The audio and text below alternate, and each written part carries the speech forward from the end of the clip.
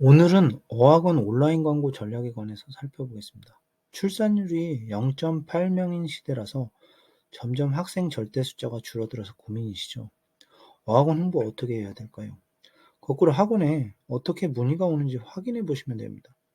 요즘에는 학부모님들이 거의 인터넷 검색을 하셔서 학원에 문의를 하십니다.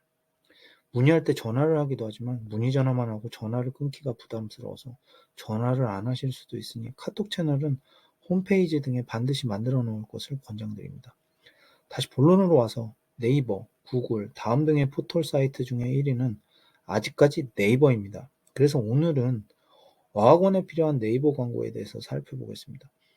예전에 저희 김치 잉글리시 홍보를 위해서 인터넷 광고를 해본 결과 지식인, 블로그, CPC 광고, 신문 광고 등이 다 따로가 아니라 종합적으로 했을 때 문의가 폭발적으로 는다는 것을 알게 되었습니다. 사람들의 심리가 이 카테고리에서 보자마자 결정하는 게 아니고 한 번 더 찾아보고 구매 결정을 하게 되는 것입니다. 아이들의 미래가 달린 일이니 고관여 제품이라 할 수 있기 때문입니다. 그래서 다른 카테고리에도 우리 학원이 나오게 되면 신뢰를 하고 그때 등록을 하게 되는 것입니다. 신문 광고는 아무래도 학부모님들의 신뢰를 얻으실 수 있습니다. 비싼 메이저 광고보다 저렴한 인터넷 신문 광고에서 우리 어학원의 키워드를 넣어서 광고를 해주면 비용 대비 효과가 높습니다. 이 부분에 대해서 댓글 주시면 다음번에 영상 만들어 보도록 하겠습니다. 어학원은 특성상 지역 기반 타깃이 대상이죠. 예를 들면 내가 목동 사는데 웬만하면 강남까지 학원을 오지는 않겠죠. 네이버 검색 화면에서 강남구 어학원을 검색해 보았습니다. 그 밑에 플레이스가 바로 뜨는 것을 볼 수 있습니다.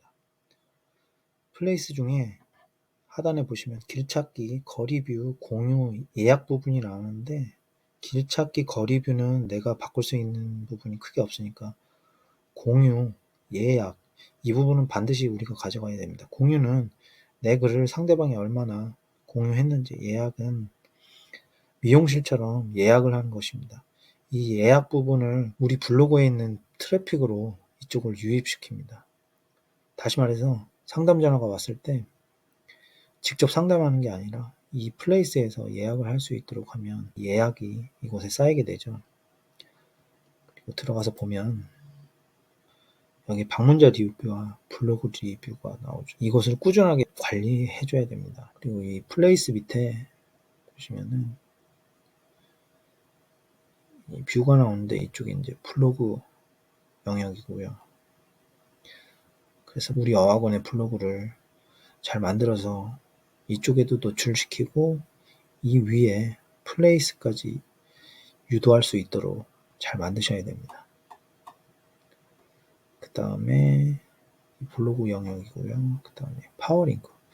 파워링크도 상당히 중요한 부분인데 이쪽 광고 위치인데 이거는 키워드에 따라서 제일 상단에 있기도 합니다. 다음으로 대치동 어학원을 검색해 보았습니다.